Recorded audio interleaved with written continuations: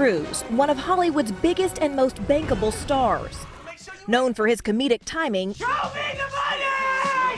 and doing his own supersized stunts. That's the wrong door! It's a key component of what makes Tom Cruise, Tom Cruise.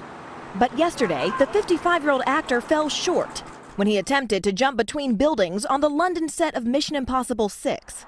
On a subsequent take, he misses his mark again and is in pain as he limps away. Still, stunt work can be dangerous business, even deadly.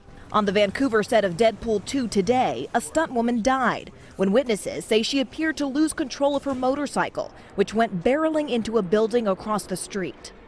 And just last month, stuntman John Berniker died of head injury sustained from a fall on the set of The Walking Dead. Is the movie industry pushing actors to do more dramatic stunts? Well, I think in recent years you've seen actually a reaction to the fact that there was a lot of CGI work, a lot of green screen work, and what you're seeing now is a lot of practical effects because there's a sense that it creates more realism. But those high risks can come at a high price. Morgan Radford, NBC News, New York. Hey, NBC News fans, thanks for checking out our YouTube channel. Subscribe by clicking on that button down here and click on any of the videos over here to watch the latest interviews, show highlights, and digital exclusives. Thanks for watching.